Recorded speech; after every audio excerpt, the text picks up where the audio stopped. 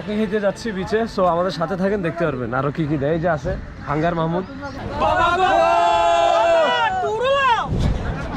এটা আমাদের বিচ। এই যে মামারা আসছে সিলেট থেকে, আমাদের সাথে আছি আমি নাসির। আপনারা কেউ যদি আসেন তাহলে ভাইয়ের সাথে যোগাযোগ করতে পারেন, ভাইয়ের নাম্বারটা দিয়ে দেন। 01819157187।